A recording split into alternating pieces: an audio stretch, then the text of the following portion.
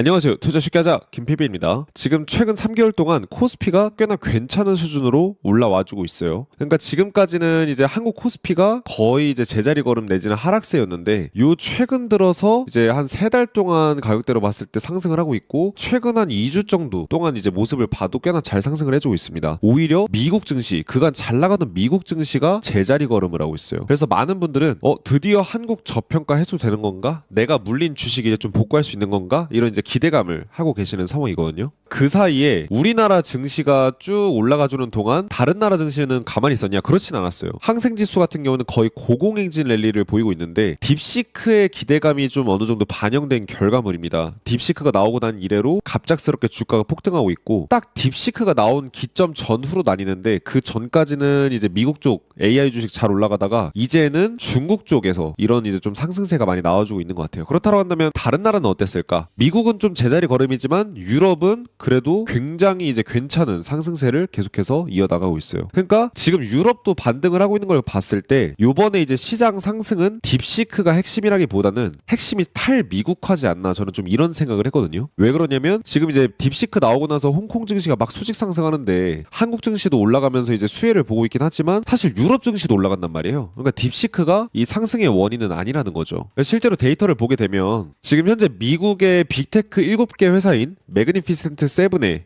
요 데이터를 보게 되면 더 이상 깜짝 실적, 어닝 서프라이즈가 안 나오고 있습니다. 그래서 어닝 서프라이즈가 나오지 않고 월가의 추정치대로 실적이 나오고 더 이상 뭔가 기대할 수 있는 것들이 없을 때 주가가 더 갈만한 이런 매력이 없겠죠. 그러니까 투자 메리트가 자연스럽게 떨어지게 되고 그게 주가를 더 밀어올리지 못하고 있는 이런 요인이 아닌가 싶습니다. 그래서 대체 투자처들로 자금이 유입돼서 뭐 한국, 홍콩 증시, 중국이죠. 그 다음에 유럽 증시 이런 쪽이 올라가고 있지 않나 이런 생각이 드는데 결국은 지금 유럽 증시도 잘 올라가고 홍콩 증시도 잘 올라가요. 근데 유럽, 홍콩, 한국 요 세 가지 시장을 비교해봤을 때는 한국 시장이 제일 지금 안 가고 있거든요. 세 시장 중에서 가장 적게 상승을 했습니다. 이번에도. 그렇다고 한다면 한국 시장에서 투자자들이 떠난 이유가 뭐냐? 왜 한국 시장은 유독 이렇게 안 올라가는 것이냐? 자, 지금부터 말씀드릴 내용이 이 영상의 핵심입니다. 대한민국의 소매 판매 데이터를 보게 되면은 요 근래 2022년부터 현재까지 아주 오랜 시간 동안 소매 판매가 마이너스가 나오고 있어요. 쉽게 말해서 대한민국의 소비가 점점 줄어들고 있다는 게 지금 데이터로 확인이 되는 겁니다. 근데 이게 얼마나 심각한 상황인지는 잘 모르시는 분들이 많으신 것 같은데 자, 대한민국 소매 판매량의 현재 동향과 과거의 동향을 보게 되면 코로나 때, 금융위기 때, 닷컴 버블 때, IMF 사태 때 이렇게 좀 예시를 들어볼 수 있습니다. 어떠신가요, 여러분들? 일단 요 지표가 요 검은 선을 뚫고 이제 마이너스로 들어올 때쯤에는 분명 전 세계에 무슨 일이 터졌으면 터졌지 안 터진 적이 없어요. 근데 지금 우리나라는 지금 IMF 사태가 터진 이래로 가장 최장기 소비 침체 구간을 겪고 있습니다. 즉 경제가 계속 어려워져 가고 있는 과정이 아주 꽤나 짧지 않은 시간 동안 이어지고 있다라는 거예요. 그러니까 지금 개 중에 사람들이 IMF 때보다 최악이다 이런 말들이 좀 나오고 있거든요. 그런 말이 괜히 나오는 게 아니라는 거죠. 특히 닷컴 버블 때나 금융위기 때를 보게 되면 이런 소매 판매가 꺾이는 즉 소비가 꺾이고 경제가 어려웠던 구간이 짧게 툭 치고 끝났어요. 툭 치고 바로 올라왔는데 지금은 어때요? 좀 길고 아주 지루하게 이제 이어지고 있죠. 그러니까 경제가 막 갑작스럽게 이제 꺾이는 게 아니라 천천히 이렇게 무너져가는 이런 모습을 보여주고 있다라고 보시면 될 것 같습니다. 그러니까 지금 거의 IMF 때 이래로 가장 오랜 기간, 어쩌면 IMF보다 기간적인 측면에서는 더 오랜 시간 동안 힘든 과정을 겪어가고 있는 것 같아요. 그러니까 IMF 때는 한 번에 바닥 찍고 바로 이제 V자 반등을 했는데 지금 같은 경우에는 IMF처럼 떨어지진 않지만 점점 이렇게 뭔가 경제가 천천히 안 좋아지는, 그러니까 IMF 때보다도 더 안 좋다라는 말이 괜히 나오는 게 아니라는 거죠. 자, 그리고 지금 우리나라 상장사들의 연간 영업이익이 작년 대비해서 더 악화될 거다라는 전망을 지금 보이고 있습니다. FN가이드의 분석에 따르면 현재 이제 한국의 상장사들 대상으로 영업이익이 282조 원이었는데 올해에는 265조 원으로 15조 원 정도 넘게 하락을 할 거다라고 얘기를 하더라고요. 그러니까 상장된 기업들의 영업이익들이 꺾일 정도로 지금 경제가 안 좋다라는 거는 중소기업이나 자영업자는 말할 필요도 없다라는 얘기가 돼요. 지금 전 세계로 봤을 때 미국도 그렇고 다 대기업들은 버티고 중소기업들과 자영업자들은 무너지는 구조로 가고 있거든요. 우리나라만 그런 건 아닙니다. 근데 우리나라 대기업들 매출이 올해 꺾일 거다라고 전망을 할 정도면 아마 중소기업 자영업자분들께서는 아마 더 많이 힘든 시간을 겪고 계실 거라고 생각이 들어요.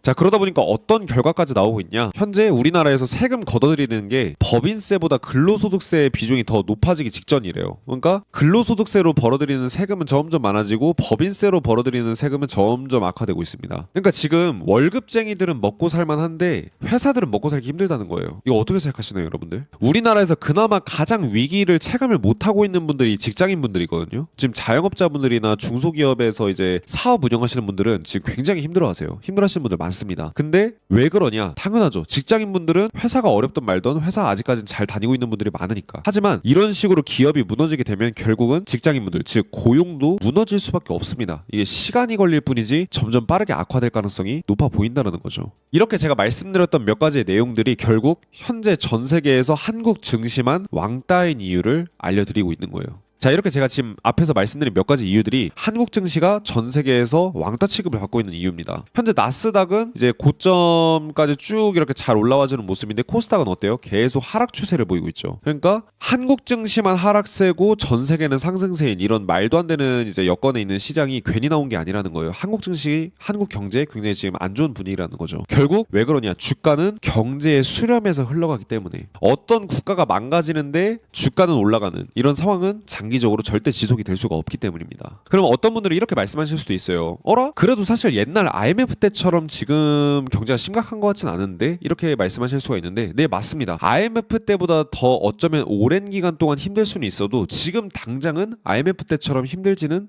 않은 것 같아요. 그렇죠? 그래서 데이터를 보게 되면 재미있는 사실을 하나 말씀드리려고 하는데 지금 우리나라 저축은행 연체율이 저축은행 사태 터졌었던 때보다, 그러니까 피해액이 20조 원대에 피해자가 10만 명 이상 양산이 됐었던 이런 이제 저축은행 위기 때나 이런 다양한 위기 때보다 지금이 현재 버틸 만한 이유는 아직까지 전 세계에 문제가 안 터져서 그래요. 자, 코로나 쇼크 전 세계적 위기였죠. 금융위기 전 세계적 위기였습니다. 닷컴 버블 전 세계적 위기였죠. IMF 사태 아시아 외환 위기였습니다. 우리나라만 힘들었던 게 아니에요. 즉 전 세계가 무너질 때 한국이 거의 휩쓸려 나가면서 전 세계적인 위기라 확산이 되고 그러면서 주가도 강하게 폭락하는 거지. 지금 주가가 스멀스멀 천천히 떨어지고 있는 건 아직 전 세계가 크게 위기로 빠지지 않았기 때문에 우리나라도 위기 상태에 빠지진 않은 것뿐이지 당장 위기 상태로 가기 일보 직전인 상황이긴 합니다. 그래서 본격적으로 전 세계가 무너지는 트리거가 딱 발생했을 때 시작이 되는 거지 아직까지 그렇지 않다고 해서 안 터지는 건 아니라는 거죠. 그래서 지금 단계는 어디 국가가 어디 증시가 더 많이 무너질까 이걸 알 수 있는 거예요. 왜냐? 모든 종목들이 상승을 하는데 내가 가진 종목은 조금 올라요. 그럼 어떻게 되냐면 다른 종목들이 떨어질 때 내 종목은 더 많이 떨어집니다. 이게 주식시장에서 늘 벌어지는 일들인데 이게 국가들 간에도 벌어지거든요. 그게 지금 미국 날라가고 유럽 날라가고 항상 날라가요. 근데 지금 한국 주식 살짝 올라왔어요. 근데 미국 떨어질 때는 훅 떨어지고 유럽 증시 떨어질 때는 더 많이 떨어지고 이렇게 지금 이제 한국 증시가 올라갈 때 조금 떨어질 때 많이 이런 식으로 움직이고 있잖아요. 그러니까 더 크게 무너질 수 있는 제1번의 국가라는 거죠. 그래서 사실 IMF 때 사태 때도 한국만 힘들었던 게 아니에요. 아실 분들은 아시지만 IMF 사태를 우리나라만 힘들었다고 착각하시는 분들이 많은데 97년 IMF 또한 아시아 금융위기였습니다. 그러니까 이렇게 전 세계적인 위기로 번졌을 때 그때부터 본격적인 이제 쇼타임이 시작되는 건데 지금 아직까지는 쇼타임이 시작되지 않았다라고 해서 아무 일도 터진다라는 건 아닌 거예요. 그래서 이때 당시에 우리나라만 힘들었던 게 아니라 뭐 태국의 바트와도 화폐 가치가 단숨에 50%가 깎였고 인도네시아 루피와는 85% 가치가 증발을 했어요. 루피화로 1억 정도 갖고 있었으면 금융위기 터지고 나서 1,500만 원의 가치밖에 안 됐다라는 거죠. 그래서 한국 경제가 지금 일촉즉발의 시기에 있고 경제가 장기적으로 악화돼가고 있는데 그게 본격적으로 터지는 시점은 언제다? 세계적으로 경제 위기가 발생했을 때 터질 거다. 즉 아직 안 터져서 버티는 것뿐이지 사실은 지금 상황은 심각한 상황입니다. 이미 그리고 미국도 빠르게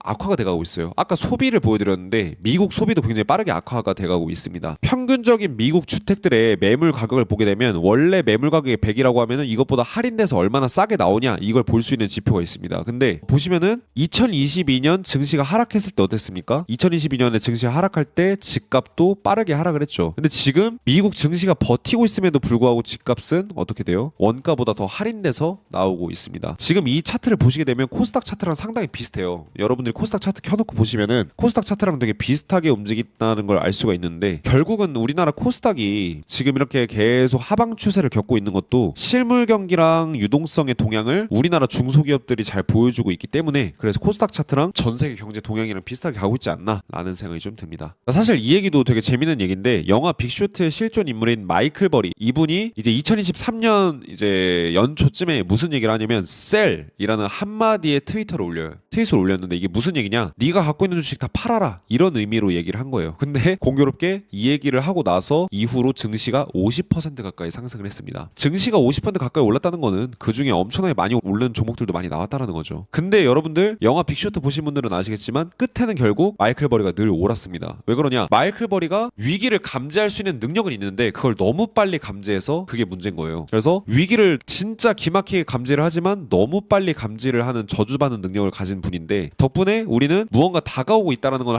확실히 알 수 있어요. 마이클 버리가 경고한 시점부터 증시가 많이 올랐지만 이미 뭔가 버블이 많이 형성이 돼서 지금은 과거보다 훨씬 더 불안정해진 상황은 맞거든요. 그렇기 때문에 올 게 안 오지는 않는다. 이런 이제 좀 말씀을 드리고 싶어요. 그리고 우리나라 뭐 아실 분들은 아시겠지만 모르시는 분들이 있어서 말씀을 드리면 우리나라 인구 감소가 본격적으로 시작됐습니다. 올해를 기점으로. 그래서 우리나라가 살아남을 방법은 투자자들이 현명한 선택을 해주시는 것들밖에 없다고 저는 봐요. 우리나라의 기술력도 다 중국이나 미국에 다 따라잡혔고 뭐 반도체, AI 반도체도 대만이 더 잘 만들고 이렇게 다 기술력을 따라잡히고 있는데 여기서 우리가 투자자들이 계몽을 한다라고 하면 우리나라의 국부를 지킬 수 있다라는 생각을 저는 합니다. 그래서 투자자들이 투자를 해서 전 세계에서 돈을 많이 벌어들이면 그게 곧 국부의 증진으로 이어지기 때문에 우리 투자자들이 다 같이 정신 차리고 열심히 투자를 하면 우리나라의 애국도 하는 이런 좋은 결과를 이제 만들 수 있지 않을까 이런 생각이 좀 들고요. 어쨌든 결론적으로 경제가 악화되면 대부분이 큰 돈을 잃습니다. 하지만 그런 상황 속에서도 반드시 누군가는 돈을 벌게 돼 있어요. IMF 때도 금융위기 때도 대공황 때도 누군가는 돈을 벌었거든요.